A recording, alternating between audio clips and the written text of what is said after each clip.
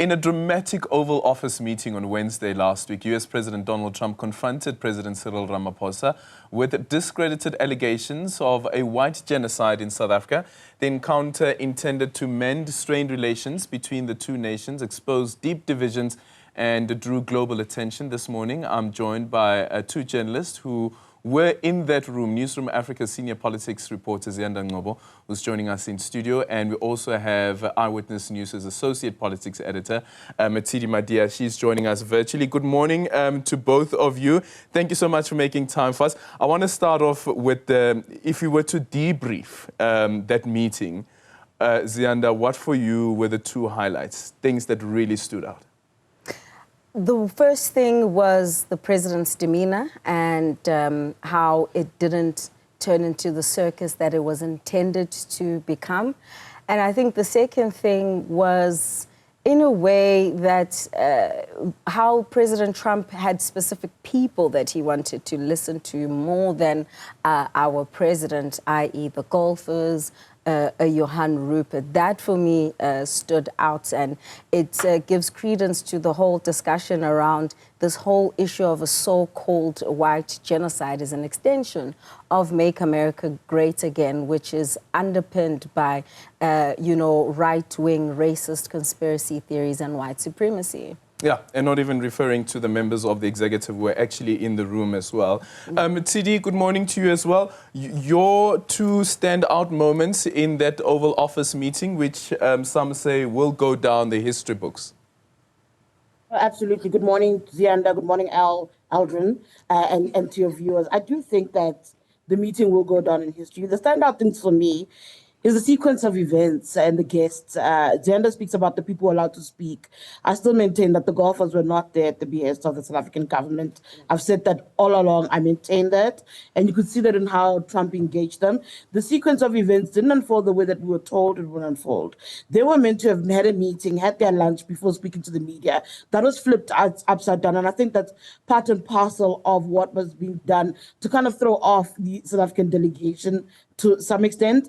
I was also taken aback by just how controlled, even though it's chaotic, but actually that's a very controlled engagement with a lot of security that even watches how journalists move in that small Oval Office. So those are the things that stood out for me. And of course, I can't not speak about the composure of our team.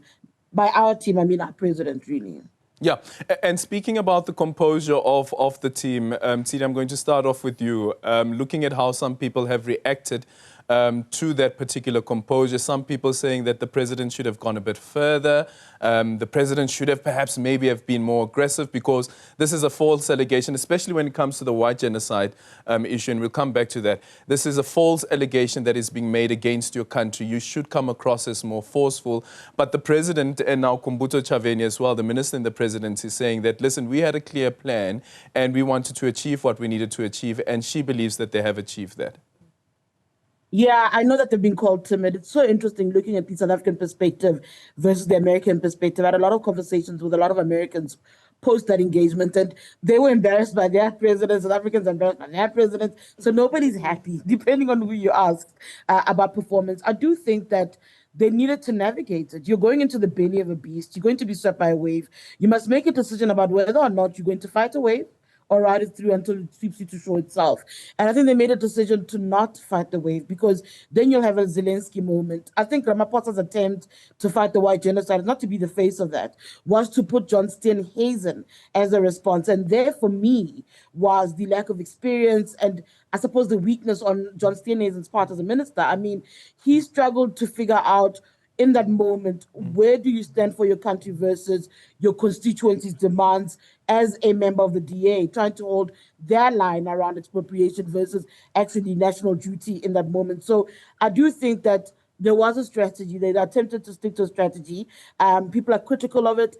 I don't know if there was room, Aldrin, to go, no, but the stats say this, the stats say that. I couldn't see that, because he wasn't willing to listen to Ramaphosa. They wouldn't even allow him in some instances to give a response. You remember hearing me scream, give Ramaphosa a chance to speak. So that wasn't also there. Yeah, and Ziyanda, from that, we ahead of that meeting had spoken about the inclusion of John Steinhazens Yes. In that delegation, which obviously also came at a later stage. John was the only minister actually that got an opportunity to speak during that meeting. Yeah. What do you draw from how he performed during that moment? Tshidi speaks about his constituency, but what about the South Africa, which you are representing as Minister of Agriculture? I agree fully with Tshidi in terms of, John Steinhazens' performance. The whole point of him being there, and I mean, I'd spoken to him the day before at the South African Embassy in Washington about the fact that, look, you are a white man who is the agriculture minister, who's also leading the second biggest party in the government of national unity. And as agriculture minister, you're the custodian of farmers, but in particular, these white farmers. And that was I asked him, is that not going to be your key role there? And, to talk about keeping EFF and MK party out of government, I felt, missed the moment. Just the previous week, they had received 49 white Afrikaners.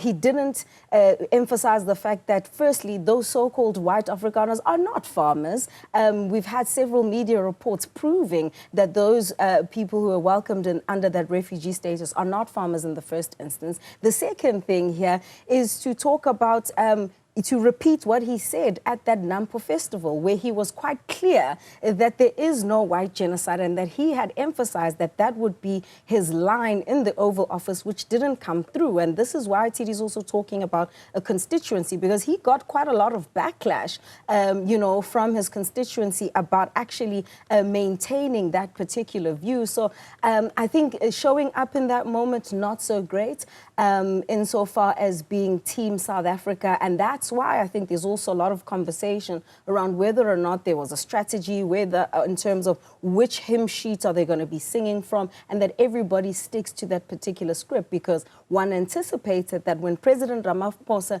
deferred to John Steinhazens, that he would come out quite boldly, given how at some stage Trump was quite attentive to those in the room.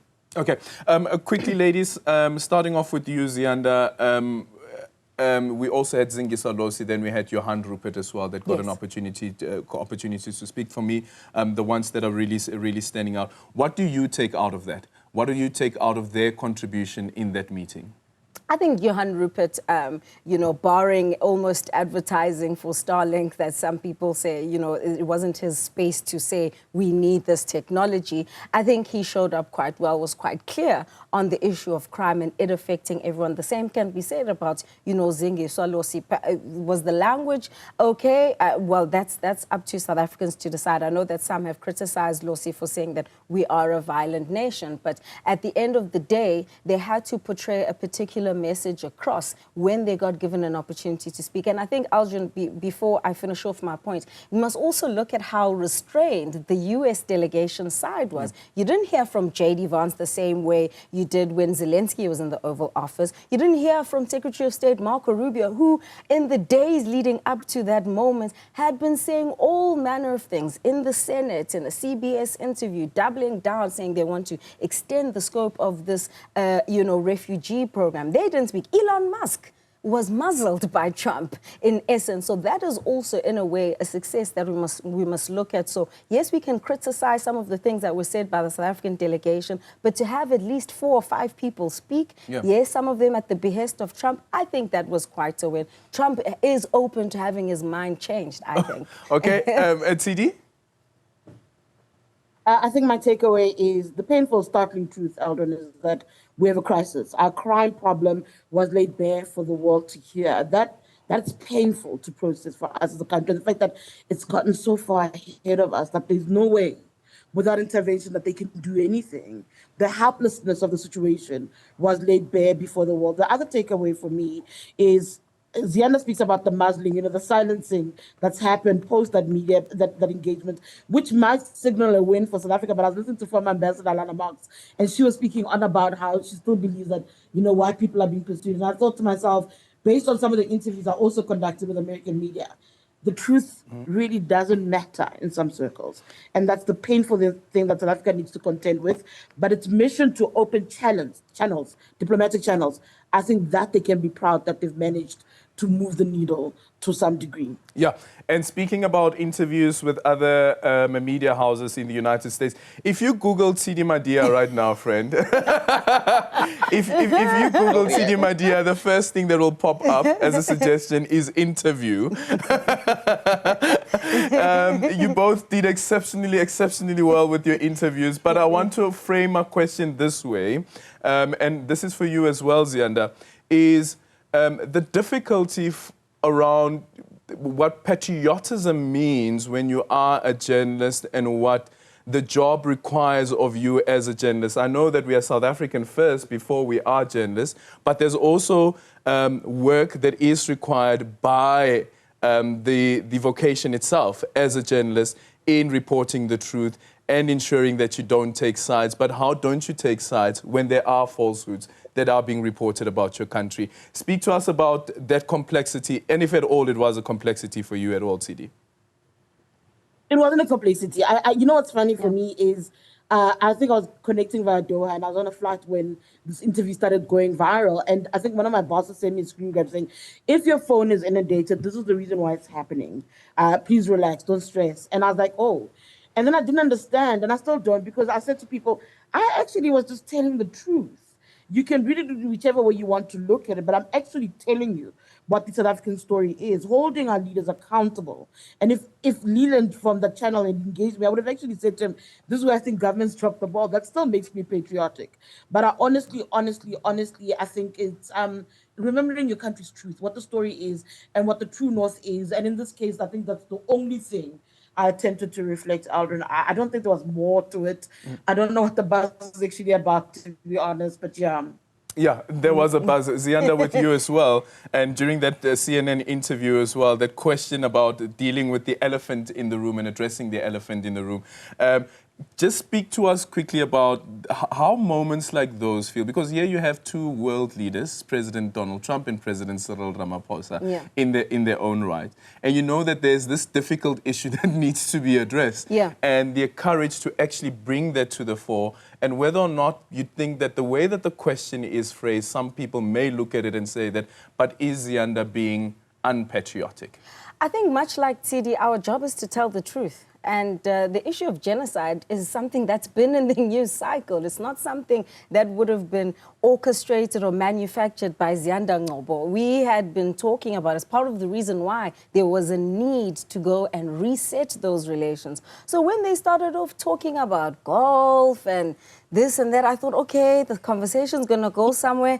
It's not going there. Then there's another question about Africa Day. I thought to myself, no, I didn't fly all the way here to listen to that. I want to understand, what will it take for Donald Trump to believe that there is no white genocide in South Africa? Because that is something we've all been asking ourselves, Eldrin. What does he want from us? You know, South African government has issued statements on statements. We've had an ambassador expelled. There's something that he wants, and that's what we wanted to get to. What is the truth here? Yes, we know the Oval Office has become a political theater, but of course, you know, we're always patriotic in doing our journalism. That's why we hold even our politicians here at home accountable. So that's not something that was a crisis for me. The crisis was, let's talk about this thing so that let's get Trump's response and allow also for our president to actually speak about what is true and what's not true. And like Tshidi said, some falsehoods are existing more and are louder than the truth in some spaces. And so that's why the criticism that the president should have been more forceful, I don't think it's fair in the environment that we were in. That could have just escalated the situation, and it could have descended into even more chaos for those of us who were in the room watching how erratic and how any little thing could have really made that thing into a circus that the world would remember for many years to come.